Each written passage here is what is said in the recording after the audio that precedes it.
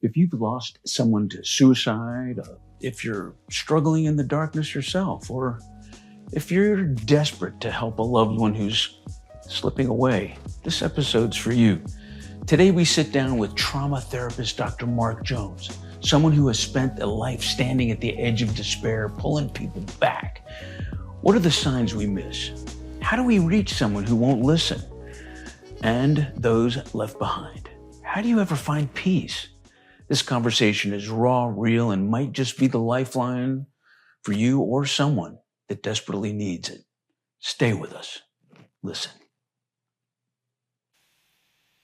Welcome to the Cracking Backs podcast, Dr. Mark Jones. Thank you for being here today. You're quite welcome. My pleasure. You know, when Dr. Terry told me that you were going to be on and who you are a therapist to, I had to brace myself because Dr. Terry will tell you that I always seem to end up with, all teary-eyed and everything because the stories are so riveting. So I have a tremendous amount of respect for you and what you've done for Matt Matera, our previous guest, who, for our listeners, may recall that he was the one who's lost 6 family members to suicide.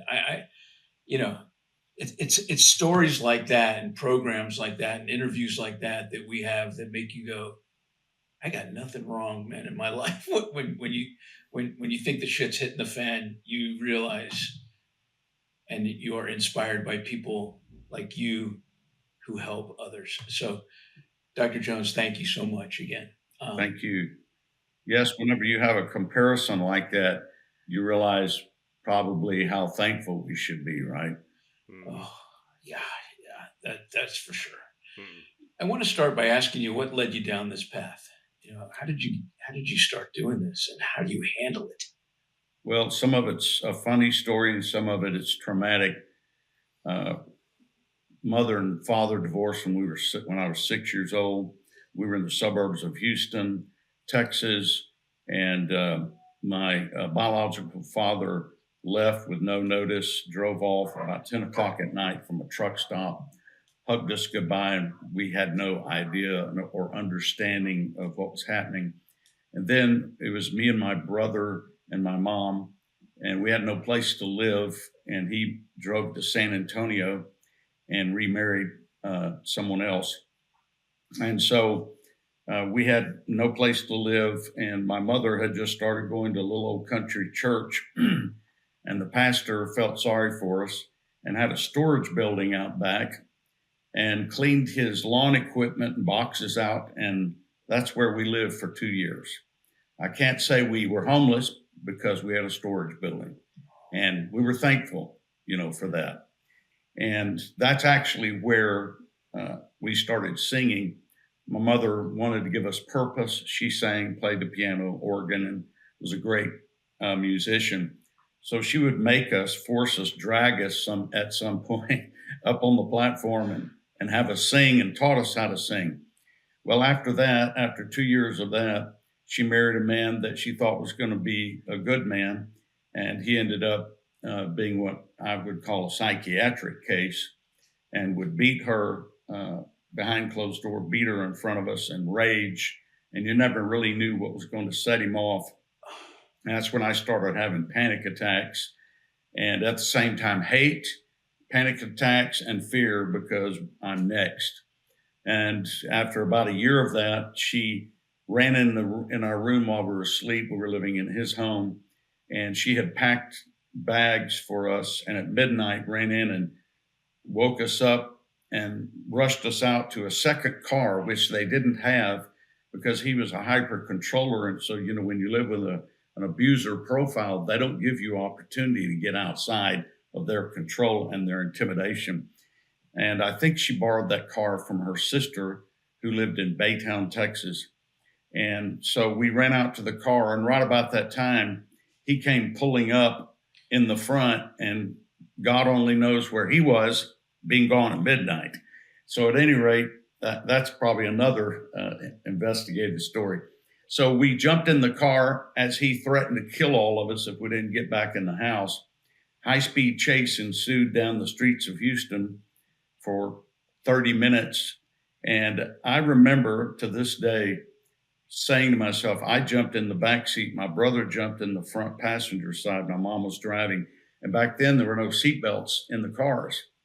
And so I remember as we were skidding sideways and my mother was trying to get away from him and he's right on the back end of our car, I said to myself, well, if he doesn't catch us and kill us, my mom will probably kill us with her driving.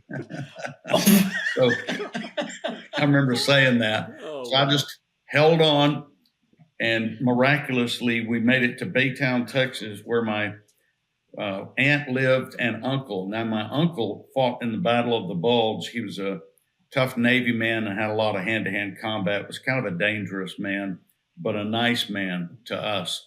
And when stepfather abuser realized that we were almost to that house and realized we were going, he backed off. And so he was afraid of my uncle. And we eventually moved to San Antonio, Texas. And my first year in college, speed ahead to your, that's part of my answer to you. I know what trauma feels like. I know what it's like to have to deal with it. I know what it's like to not know what involuntary panic attacks and panic disorder is. And hypervigilance, your brain on high alert, watching for the next person, to rage and to abuse you. And so what happened, rush that forward, my first semester in college, and I paid for college all the way up through my doctorate degree by working 40 to 50 hours a week and trying to do something with my life because of what we had grown up in. And so first week in college, I was sitting on a bench in front of the administration building, about 9 o'clock at night by myself. And a girl walked up and sat down beside me that I had just said hello to briefly earlier that day. And she said, I want to ask you a question. And I said, why did you come to me? She said, well, because when I saw you today, there's something about you that I thought you might have answers for my family problems. So remember, first week in college, and she asked me a very complicated, detailed family question. And somehow, innately, I had all the answers for her. And it even surprised me a little bit. And we talked for 30 minutes and she got up and went running off happy. And I said to myself, what was that? How did I know those answers to this complicated matter? And it was like God speaking to me. That's how giftings work. It's what you do well, automatically, naturally, without even trying. It just happens. There's a switch turned on, whatever that might be. For me, it was human behavior and understanding the complexities of it and knowing how to solve them. And so when I got that revelation and comprehension of giftings and strengths, I, over the next year or two, decided I was going to go this direction and begin to realize, and I went to a lot of people to help me get through this psychologically and emotionally. I realized that if you could match up your professional life with your strengths and giftings, I call them, it's the best case scenario. And so that's the direction I went. Wow. For me to thank you for sharing. You're welcome. I don't even know what to say to stories like that are so riveting and so deeply moving. And what you've made of yourself is absolutely fascinating. And I really try to choke down the tears. I really work hard at that because that's a lot to embrace. Thank you for sharing. Thank you. There's a lot to get through. Yeah. But you have to just stay with it, Yeah. If you don't, you see what the alternative is. And at that moment, you look back and realize, I don't want to go back to this. So I better put a plan together to maximize my potential if I can understand what it is. And I got with a lot of people along the way to try to improve my life and to mature my life and to develop my life. And I realized that when you're in survival mode after you've had numerous traumas. When you're in survival mode, you're not thriving, you're just surviving. And when you're in your developmental years, you're not finishing out your development. And I began to get that understanding and realized I better take charge of my own development. And because my mother was a single parent mother and she would leave at 6 in the morning to go to work to provide for me and my brother, and would come home at 9 o'clock at night, 6 days a week. And so we realized that we had to manage ourselves since we were in elementary school. We washed clothes, we vacuumed floors. That's a miracle of God. We didn't burn something down. And we made our beds, we washed clothes, we vacuumed, we cooked, we washed dishes, did our homework, got to school, made arrangements to get to school and home, and did all that since we were in elementary school. It was a little rough, but I can tell you after looking back at my life, it turned into a good thing. And I realized that when you go through trauma and you have to take charge of your life, you don't have to, you get to take charge of your life, let's say, you realize that it helps you manage yourself if you can go make some decisions to make it make a positive time in life, and that will make you stronger. Otherwise, you downward spiral and you get worse and you stay in a perpetual depressed or an anxiety state. So somehow got that revelation, I got that understanding. And so my first two summers of the first 2 semesters in college, I would read one book, one self-help developmental book a week for during the entire summer, just to try to develop my life. So you've been doing this for a while, obviously. Yes, sir. How do you stay committed to perform at that peak level of communication to help people rise above their paradox? How do you do it? Well, it's more than a job. It's really the only way you can do it. Otherwise, you'll burn out like many other people, I help on a daily basis. It's more of a calling. It's more of a purpose beyond the job. And you have to really have that kind of motivation where it's a purpose in life.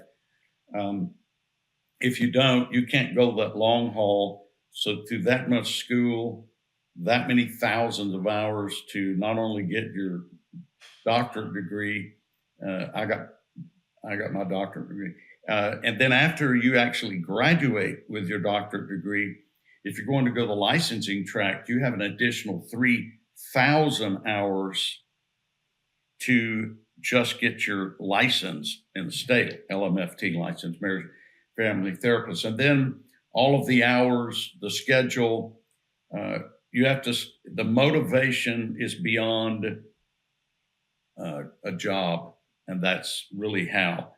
And then you have to manage yourself to where you stay renewed on a regular basis. I often tell everyone everything we depend on in life, airplane engines, car engines, everything we depend on in life that's important, we have to take it offline periodically and maintenance it.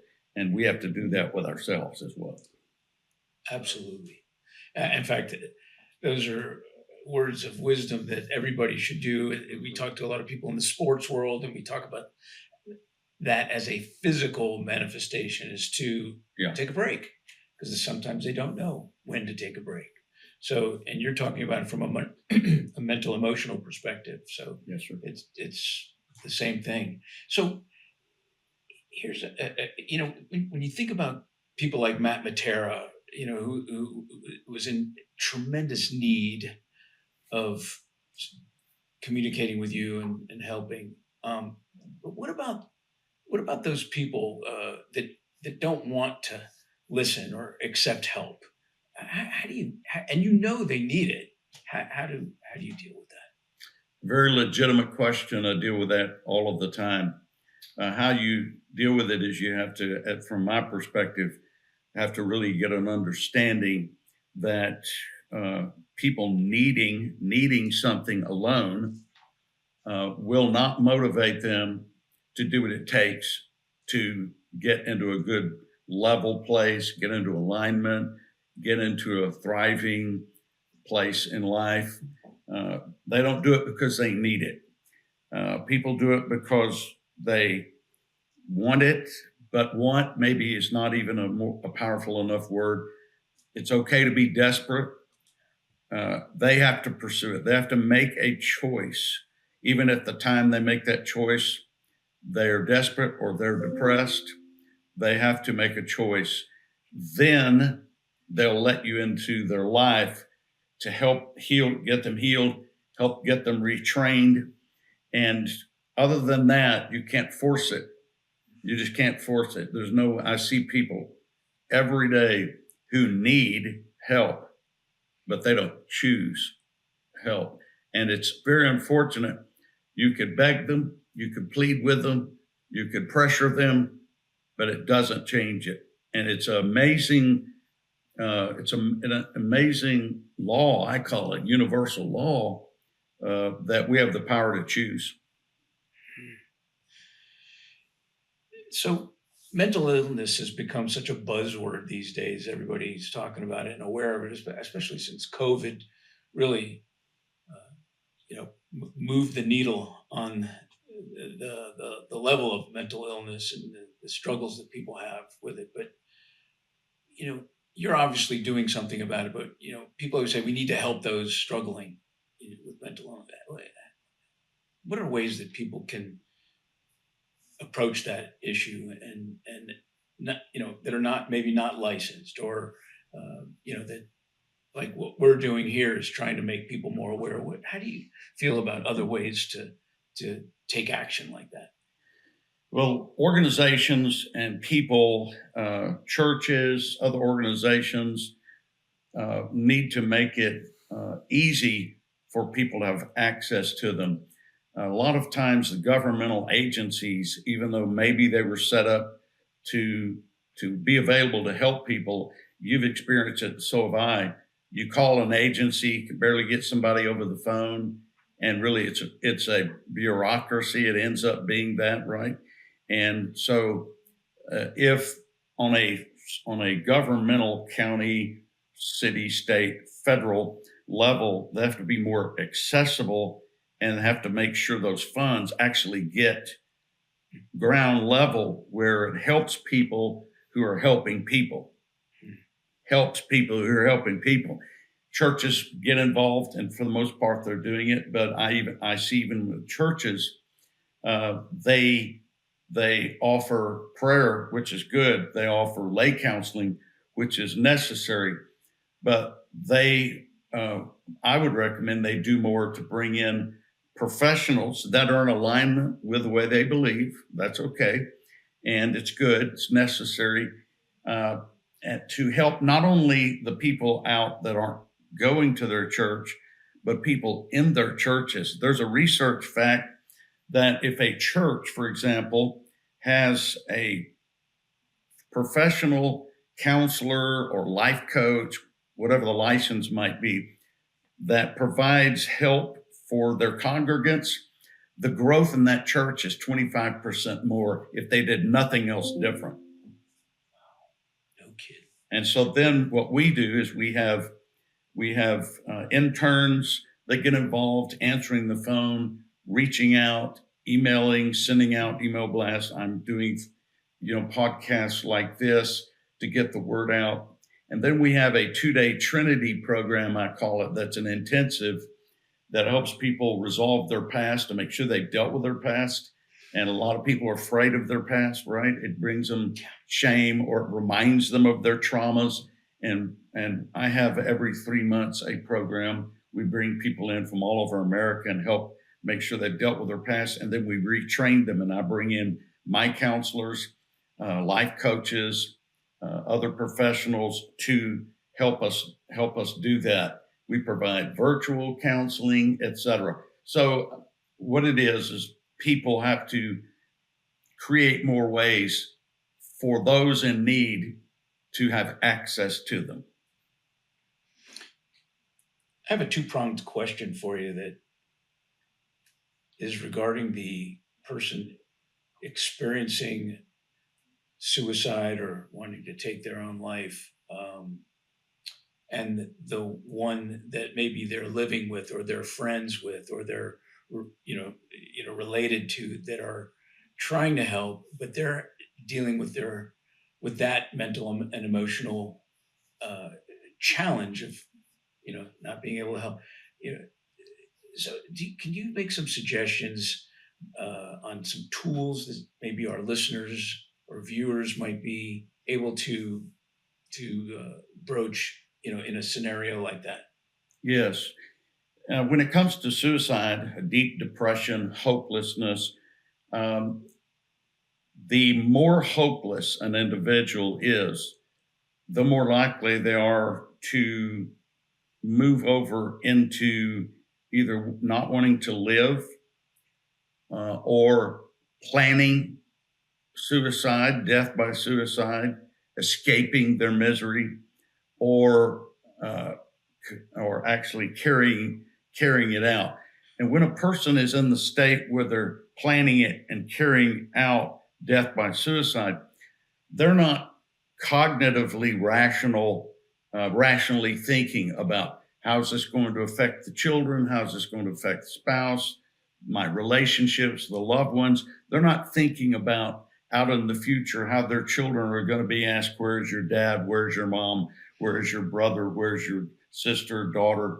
They don't think about those things, that it's a ongoing stigma that's around it and something they're going to have to work through. And some people live with a level of sorrow, the rest of their life, a level of sorrow, even though they recover through a grief recovery process. It's a process. Sometimes it's a very long process. And so what I would say to people is get aware and intentionally become aware of those kind of signs of a condition that a person is in. Now, some people are not thinking about suicide, but they use words like, it would be better if I weren't here. Well, those kind of phrases aren't necessarily suicidal ideologies. They're more low self-worth, woundedness, low self-esteem. I feel rejected, I'm wounded, and I feel down and sad. And so they say those words as a form of an outcry to see if someone will reach in and encourage them. And so it's good to know the difference. And on that note, what I often tell, and unfortunately, it's often a mother or father, stepmother, stepfather, whoever it might be, when they have a son or daughter or someone in their family that has an outcry that maybe is in the stage or category of suicidal ideologies. They're not planning their suicide necessarily, they might be, but they start talking about death, or maybe it'd be better if I weren't here. What I would also encourage is for mothers and fathers and loved ones not to minimize it and say words like, you're just wanting attention. Oh, We see that all the time. Oh, and then it discourages them more. It verifies to the individual that's depressed that they're not valuable enough, they're not being listened to, and now they're being labeled as attention getters. So I would say people should get informed where they understand that when their loved ones have an outcry or a friend, and then if they believe it's serious, they should reach out to someone, whether it be the church. Some people aren't equipped in the church or in other organizations. Reach out to a professional and see if they can get advice at least. Sometimes people who want to, who are depressed or sad or down, or they're grieving, or they're thinking about dying, or they're planning it, they feel embarrassed if their loved ones reach out to a professional, and they resist it.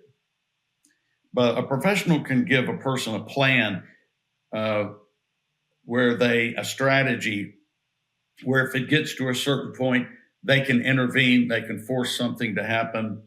And, or if you have, if son or daughter or a spouse or whoever it might be, a loved one, in your home, and they're talking in that way, but they refuse to go to an office, a professional, see if you can get a professional on the phone, see if you can do a FaceTime talk. But worst case scenario, if that person is locking their door, let's say it's a teenager or a young adult, and they're depressed, they're talking about dying, and they lock their door, I tell parents, take that door off. Take it off where they can't isolate themselves, because they need your attention. They need your love. They need your encouragement. They don't need to be criticized. They don't need to have a fight with you, right? They don't need to have confrontation. What do people mostly need? Think about it. They need validation, encouragement, acceptance, and love. It reminds me of a Bible verse, incidentally. The Apostle Paul said, love meets all the requirements of the law of humanity. How true, right? Oh, love that. Love that. Yeah. Hey, Dr. Mark, we had a previous guest on that I learned something extraordinary from, based on his experience of two things. One, he was changing the nomenclature of suicide to taking one's life. Is that valid now? Is that something that people would rather hear, that hey, he took his life, or I know suicide has such a bad connotation. Is there other ways of describing, such as, he decided Death by to, suicide yeah, is that's okay. typically the realistic way of saying it. Yeah. Took his life could be a way of saying it, but death by suicide is more exact, but it's not a form of shaming someone or Yeah. condemning them. And the second thing that was profound that I learned, that you started to touch off on, or you did mention, but I want to really emphasize, and that was the one particular guest. He actually went into his car, was so depressed, he took out the gun and he held it into his mouth and pulled the trigger, and nothing happened. And he was so shocked, because he always keeps. Who was that, Dr. Terry? Do you remember? Yeah. Go ahead. No? Yeah. Yeah. Well, he shared it with us on our podcast, but and he realized, because he always keeps the magazine full of bullets, and somebody had identified him spiraling out, and it was one of his workmates that broke into his car, emptied it, the magazine. And so now he was not only shocked into the realization that he has a second opportunity to live, but somebody cared enough to do that. And what he said was fascinating. He said the reason why he wanted to take his life is because he felt he was a burden to everybody else. And it wasn't even about him. It wasn't necessarily about his worthlessness. It was about how he felt about the loved ones that he burdened with his level of depression. That is definitely another aspect of how people get into a bad place. Think it'd be better if they weren't here, or die at their own hands. They're thinking about others. So there's so many various different reasons, internal reasons, emotional, psychological, why people get into that state. But I can tell you, when a person is in that state, they are also in a very depressed, hopeless state, hopeless that they can do anything to not be a burden, or stop something to not be a burden. They get into a deep, emotionally unstable place where their cognitive, rational reasoning part of their brain is not functioning, and they're functioning primarily by emotions. But the emotions in those cases are typically emotions that are recurring, they're repetitive, and they're very strong, and they override a person's reasoning and rationale about what that's going to lead to. They're thinking about a burden to them, the other people. The reason they're not thinking rational is it will be a burden to them if they go to this person's funeral or find them. And then they're traumatized for the rest of their life. They have that image in their mind embedded inside of their memory that they can't get out. So see, it's not rational thinking. It's a spiritual problem. It's an emotional problem. It's a psychological problem, when somebody gets into that state and they can't come out of it alone by themselves. So that's why they need help. Mm. Hey, Doc, a lot of time in our world, we'll hear you learn more from your mistakes than your successes. In your world, that's a whole different meaning. Has there been anybody you tried to help that you couldn't, that really impacted you, that you learned from, that you took those lessons and actually helped somebody else? Yeah, absolutely. And on that point, that's why I encourage people, when you go through a painful experience, a traumatic experience, a tough time in life, make a choice that it's going to make you stronger and you're going to pursue more knowledge and grow in it. Otherwise, it'll drag you into a bad emotional place, right? So yes, I remember one man who was depressed. He and his wife had divorced, and he was an attorney. And he actually, in my building way back many years ago, 20 years ago, I would talk to him once a day, encourage him. And he, because of the visitation orders, he couldn't see his children as often as he wanted. And then right about the time his wife had remarried, and she sued him again for more child support. And this had happened like 3 different times. And I talked to him that day for about 20 minutes in his office. And I left. I found out the next morning that he had died by suicide. He had shot himself that night. And as a counselor, and even if you weren't a counselor, but as a licensed professional, I said to myself, wow, why didn't I pick up on that? Why didn't I know what he was going to do? And I could have maybe intervened. But let me tell you, that type of regret and responsibility we place on ourselves doesn't have the power, doesn't have the ability to intervene into that kind of scenario. And sometimes you just can't determine or discern or pick up on signs. And, you can't save everyone. You try, you do your best, right? You can't save everyone. Can't save everyone. You try. And so that was I worked on that one for a number of months, thinking about that every time I walked by his office. There's been a number of people through the years that I saw them one day, then got a phone call that night or the next day that they had died by suicide. And then I have to help the family members who were deeply traumatized, forever traumatized, because they were the ones who found their loved one.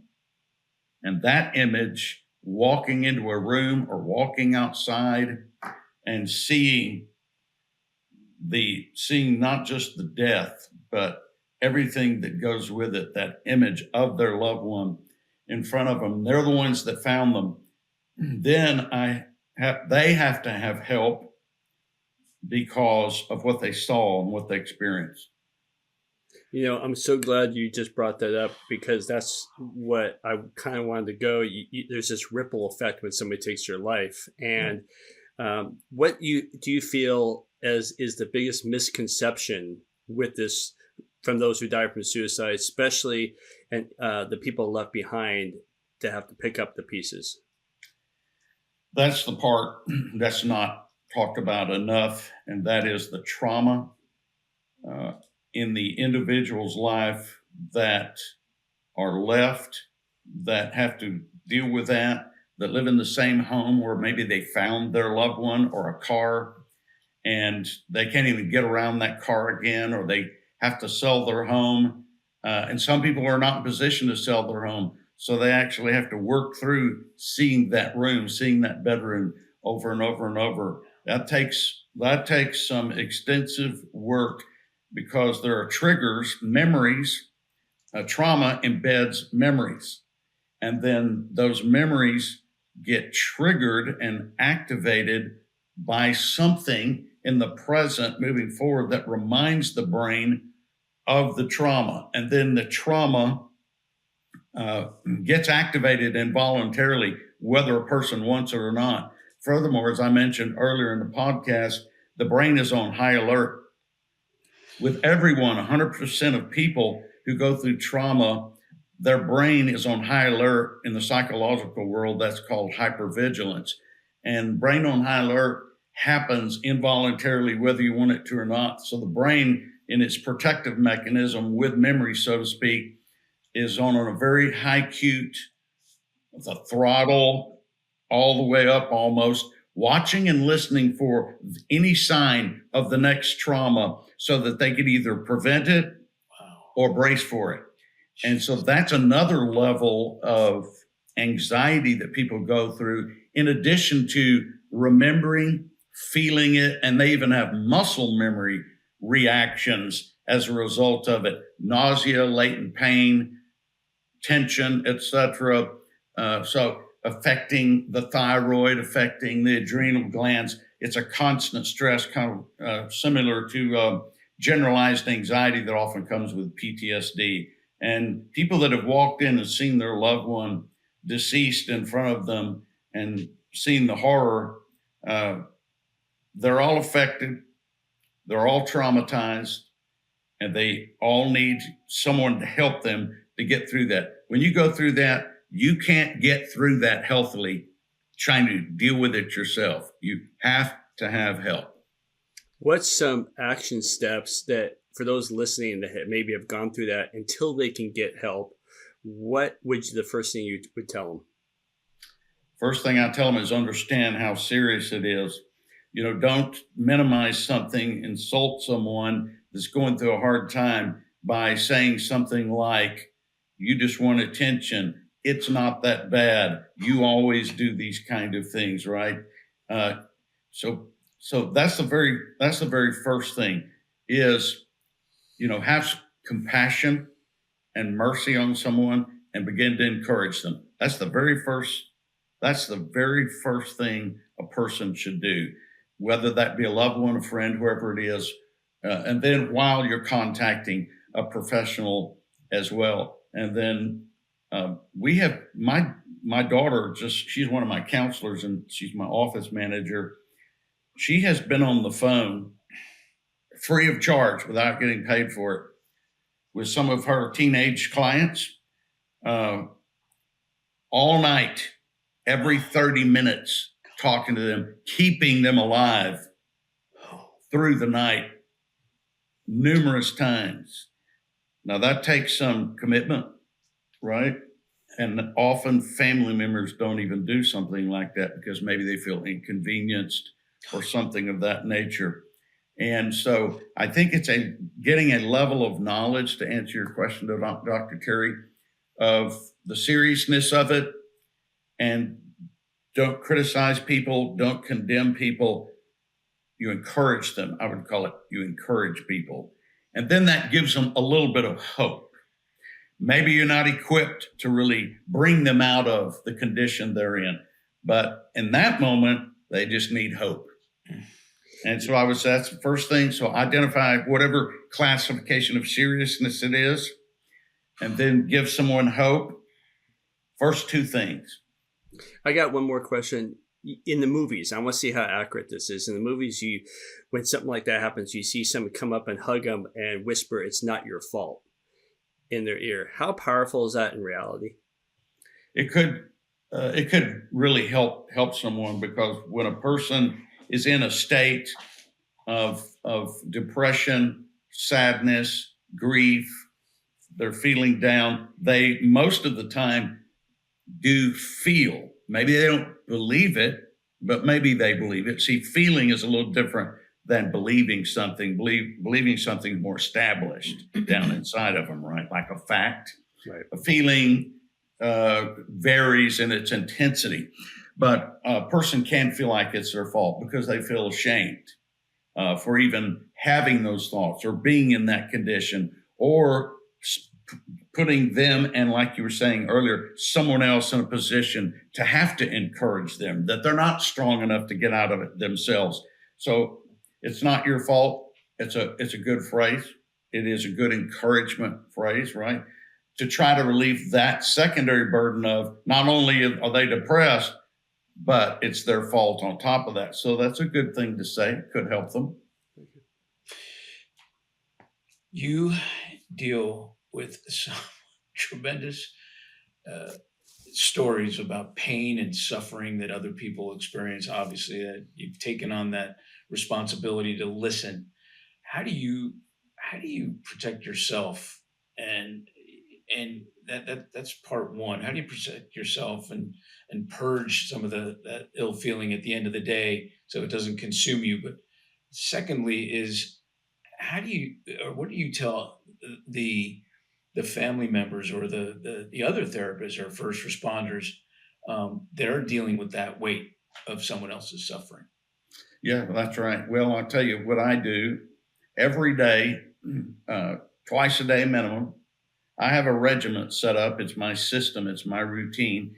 And I have that routine set up intentionally to renew myself on an ongoing basis, positionally, repetitively, consistently, and repetitiously. Two key words, right? If you're going to maintain something, consistency, repetition. The way you guarantee that is you set up your system to keep yourself renewed. So what I do is I have certain declarations, I have certain scriptures that I've selected, certain songs that I've selected, words, declarations I say over myself, and also I stay away from listening to things that could, get me down. And I get myself into a place to where I stay in this healthy parameter and understand my own boundaries. And knowing that I'm going to have to face and help people with their most traumatized times, their most depressed times, with various symptoms, marital problems, whatever, molestations, rapes, murders, deaths. That's what we deal with every day, helping people through those times. So you have to keep yourself renewed. So I do that. I call it positionally every day. And then, as I said earlier, my wife and I sit down. We've been married 44 years, and we sit down on a regular basis, and we pull the calendar out, and we schedule times off on the calendar. We don't wait till we have time, because you won't have time, right? I mean, if you're even halfway busy in life, your calendar will take you over, right? Your schedule will, right? So we sit down and we arrange it on the calendar. And it's also on that note, some people don't have this blessing, not condemning them. It's sometimes very hard to find somebody that will encourage you and not want to fight with you, and they're level. And so it's the other good thing about that is I'm complimenting my wife, having somebody who is level, who's encouraging, who keeps herself in a good place as well. So we do that individually. We renew ourselves and take time off, and then we do that together as well, both. And so to have a wife who I worked 40 to 50 hours a week while I was in undergraduate and graduate school. I worked 40 to 50 hours a week, paid cash for school. And then after I graduated, got with my license, thousands of hours. And then I had to build my practice. And to have a wife who is not home mad at you because you didn't get home at 5 o'clock is a blessing. I can tell you that.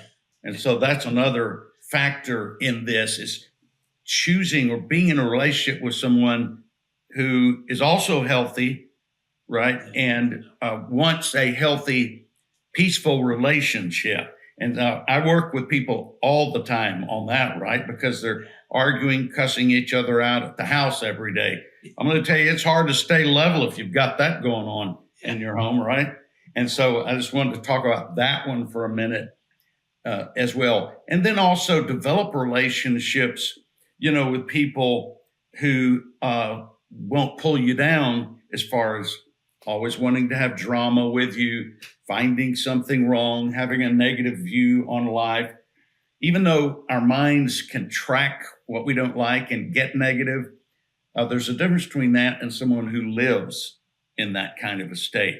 So you have to select how close you get, who you invite into your life, because you do get influence. That doesn't mean we condemn someone else. It just means we know what level of peace and lightheartedness we need to live in. So there's a lot of information that comes to my mind when you ask those questions. So you stay renewed, take time off, and whenever you take time off, the time off I'm talking about is not vacation time, because I know people, it's happened to us. We'll come back from a vacation and then have to take a vacation, take them off to recover from our vacation, right? And so it's time off is particularly tailor made for recovery. You choose an environment that's conducive to your recovery, what you enjoy, what you like, and you alert everyone and notify everyone for 24 hours, I'm offline.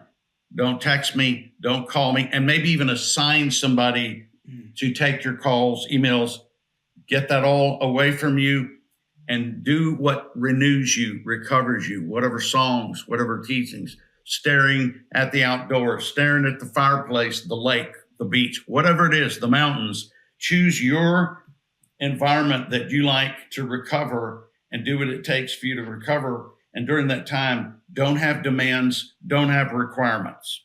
And so that's recovery time, right? Mm. That's different than vacation. Mm. That is beautiful. You said something earlier that I recognize a perspective that if you want to know who you are, look at the people that you've surrounded yourself with. That's one. And I have to laugh because back when I remember graduating from chiropractic college and was enduring a tremendous amount of stress with that. And my best friend was an alcoholic. And I noticed that, and I didn't drink. I never drank. I was always taking care of him. And I started thinking to myself, that's not me. That's not a great guy, very funny, right. Super, intelligent.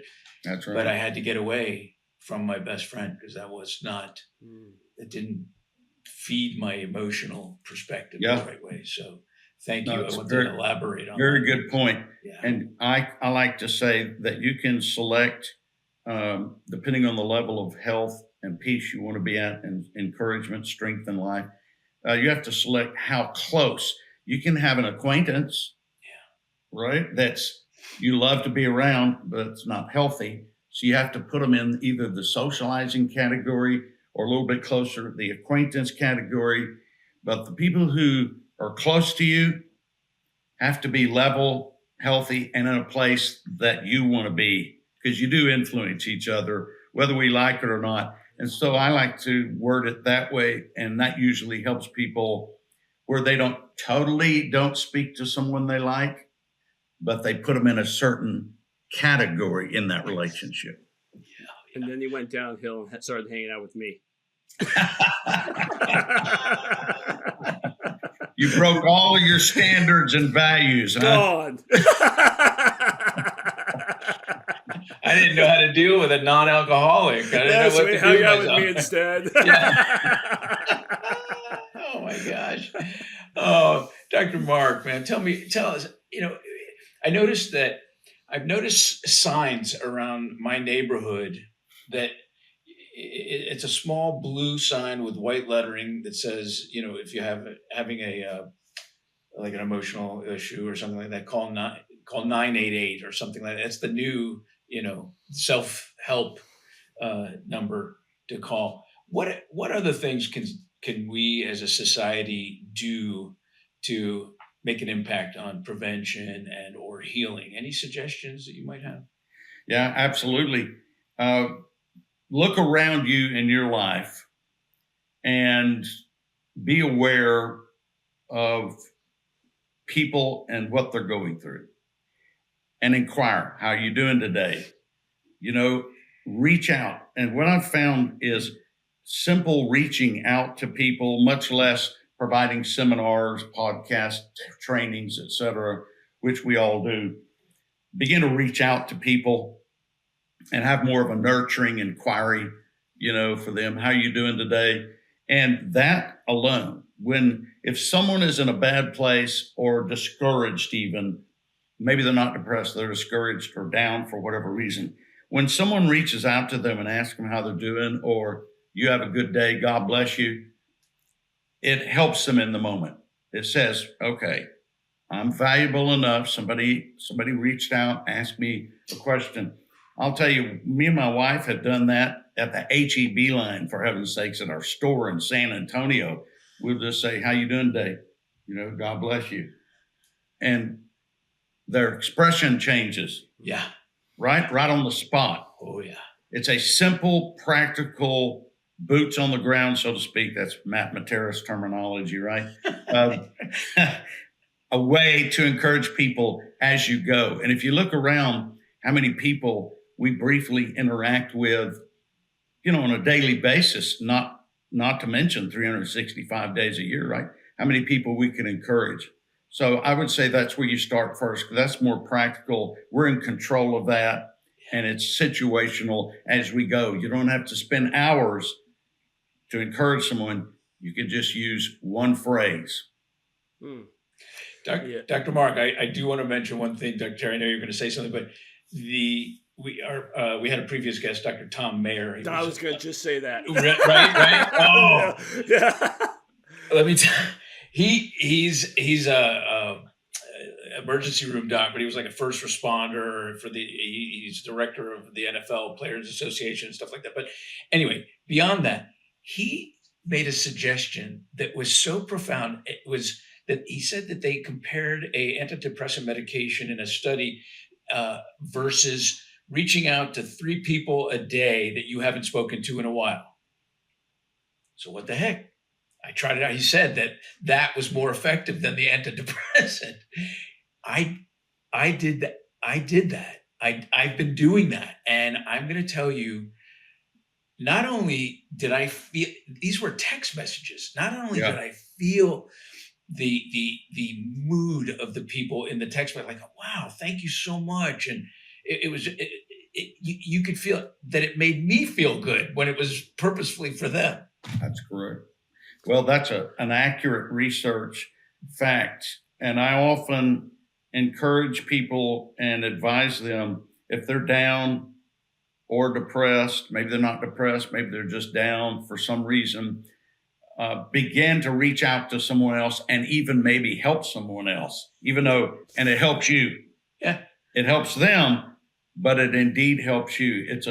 That's a factual research. Oh man. There was one that I reached out to that she was so pleased. I've known her since 7th grade, and she told me that she was getting heart surgery in the following week, and wish me luck and all that. So man, I put that in my calendar, and I knew that morning that I went and texted her. Can I just tell you how she was so blown away that I did that it selfishly, it made me really happy about that. So exactly. Yeah, thanks for letting me bring that up. It's the way to do it. We're still helping. We have a standard or a motto in our practice. I have 10 counselors of various different kind of licenses and certifications: psychiatric nurse practitioner, psychologists, therapists, faith-based counselors, life coaches. And we put all that in an array of combination of professionals together to help as much of the population as we can. Then we have a 501c3 where we help single parents, and we reach out and do as much as we can. But my point with that is, that's on that level, but on a one-to-one level, you can impact a lot of people, right? All right. Well, Dr. Terry, did you have anything you wanted to mention? Because I'm going to go right into rapid fire. No, I was going to say the same thing about the 3 questions, action steps. He already covered it. So, yeah. Awesome. You stole my thunder, man. Oh, I didn't know. I guess we could say great minds think alike, but thanks. Right, that was good. All right. Dr. Mark Jones, we're entering the final phase of our program, and it is often a fun one called the rapid fire questions. I got 5 questions for you. we would prefer you answering them briefly, but gosh darn it, we get caught up all the time. So have at it, man, but try to be brief. All right. You ready for question number 1? Yes, sir. All right. Dr. Jones, we know you've got some serious vocals. You've even belted out the national anthem at a rodeo. But if you had to pick one song to sing as at a packed arena for your life, what's your go-to power ballad? And can you give us just a little taste of it?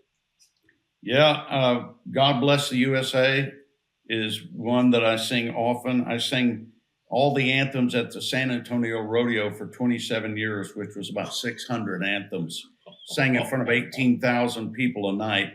But that was the national anthem, and everybody likes the national anthem. God Bless the USA, I've sung not quite as often, but in many different venues. I've sung it in church, I've sung it in public events, at fundraisers, wherever it might be.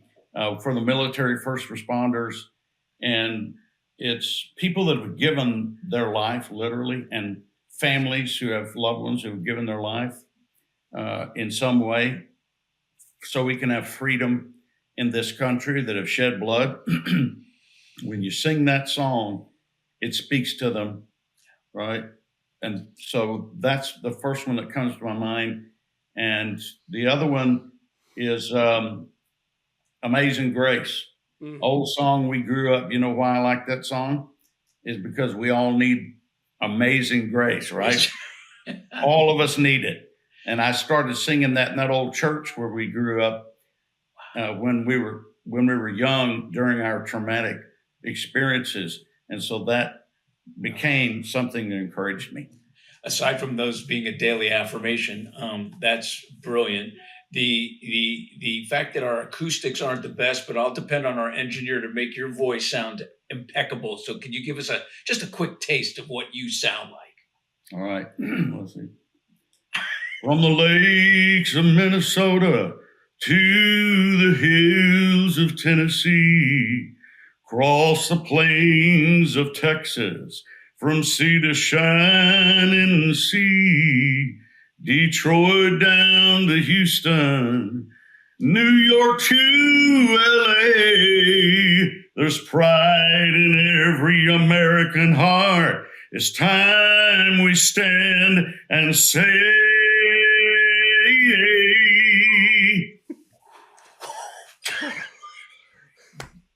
all right, man, you've got Thank you. I think I've experienced all spectrums of emotion today. You got the goosebump scale. Thank you. That was outstanding. It got me fired. Your voice sounds so cool. It's very empowering. Thank you so much. I will buy your album and play it Yeah. as my affirmation every day. Yeah, man. And I'll tell you a little side note. Yeah. If you listen to George Jones sing, Oh, yeah. and how sometimes he'll say, "Oh, come," I do the same thing. You know why? We're cousins. Oh, come on. George Jones. Yep. That's Holy cool. God. I knew him when he was married to Tammy Wynette. He would come to San Antonio and have a concert. And I remember one time in 1974, I met he and Tammy out back, and we visited for an hour. And before we left, we said a prayer together, and we would talk on and off through the years. But he went through a lot of rough times in his life as well. But every time I hit some of the notes like that, we don't have exact same quality sound, texture to our voices, but we do some of the things alike. Wow. That's outstanding. I love that What a little gem to pop out of that. Right? Yeah. And it's fascinating because it probably you inherited some of that DNA to be able to sing. Yeah. That was great. All right, question Wait, I number. gotta ask, do you have any recording that's on the internet of you singing Amazing Grace? Let's see. I don't know if I have Amazing Grace. I think I have one, the old Rugged Cross, and I have many of them, God Bless the USA, on the internet, and the national anthem. Rodeos, I open up for country artists, Aaron Watson and a bunch of others, and I sing those songs. You can find those on the internet. I'm not sure about Amazing Grace. On the Old Rugged Cross, we were on a trip, and it was me and my wife, oldest daughter, and her husband. We were coming back from Oklahoma, Durant, Oklahoma, because we're registered with the Department of the Interior and the Choctaw Nation. We're registered Choctaw Native Americans. I don't look like it. My skin doesn't look like it. But if you know what Choctaw looks like, you know, my nose and forehead look that way. Well, we were coming back from Durant, visiting Durant, Oklahoma, which is where headquarters is. We stopped at a coffee shop in North Texas, walked in to get coffee. There was a piano there. And so I thought, I'm just going to sit down. Nobody will probably mind, that maybe they'll like it. And I started playing the Old Rugged Cross. My daughter stepped in. She's a great singer. Incidentally, she now opens up. She just opened up for the rodeo ball, singing the national anthem before Trace Adkins sang.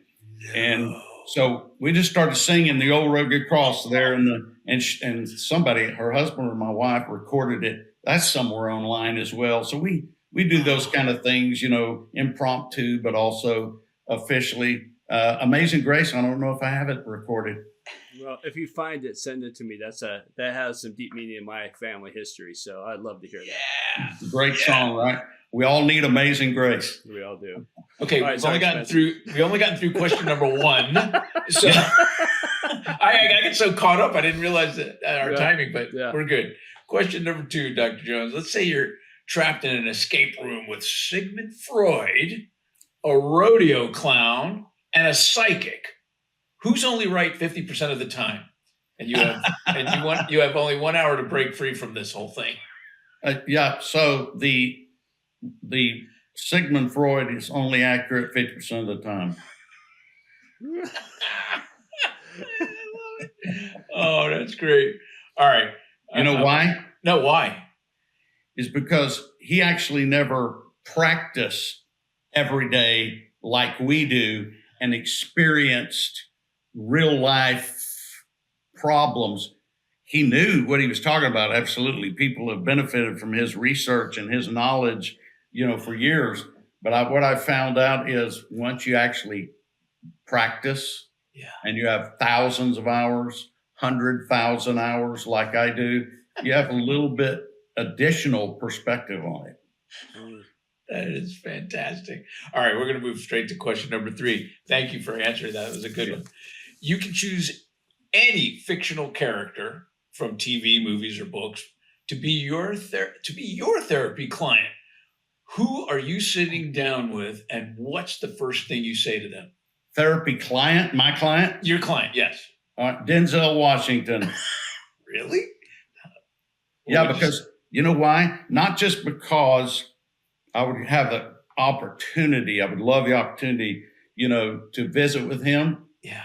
But I would have the opportunity to be a blessing for me if he needed help, for me be able to encourage or help him. You know why? Because even in his movies, some of them, you know, Man on Fire, where he was the bodyguard, you know, and he pulled the trigger in that gun too in that movie, and the bullet didn't fire. And so he talks a lot in his life about God and encouraging people and helping people. And in his way, he does it in his movies. He goes and speaks in college graduations. So it'd be my pleasure not only to speak to him, but if he needed any kind of encouragement through his life, that would be him. Wasn't one of my favorite movies was where this was like in the year 3000 or something like that, and he was protecting the book of the Eli. Eli. That was what the book of Eli, movie, right? Protecting the Bible, and he had studied it so much that he memorized it and he gave his life for it. Yeah. That's what I'm talking about. Ooh, I got goosebumps again. All right, here we go. All right, moving right along. Question number 4. What little thing that some people may miss makes you smile? Something that people may miss makes me smile is someone else who part of their purpose in life is doing something to help or improve someone else's life. Sometimes that can be so subtle. Sometimes it's real obvious, and they may or may not be appreciated for it. So that makes me smile when I look at someone and realize they're doing something to help someone else's life. Because, it's easy to be selfish, right, on this earth. Easy to think about ourselves primarily. But when you help someone else, you're adding to their quality of life, even if it's for a moment. I agree. Sincerely agree. Question number 5. I'm afraid of your answer because you've already messed me up a few times already. But Dr. Jones, if you could sit down with your younger self at the toughest moment in your life and say just one sentence to that man or that young boy or whoever, what would it be? You're going to get through this. God will never leave you or forsake you. There's an answer to this. And with that, we wrap it up. Today was a tremendous program. Thank you, Dr. Jones. I appreciate you very, very, very much and all that you do for those that need you. Thank you. Appreciate you for what you're doing. And I pray you stay in health. And it's been my pleasure. Thank you for having me on. Thank you for listening to today's episode of the Cracking Backs podcast. We hope you enjoyed it. Make sure you follow us on Instagram at Cracking Backs Podcast. Catch new episodes every Monday. See you next time.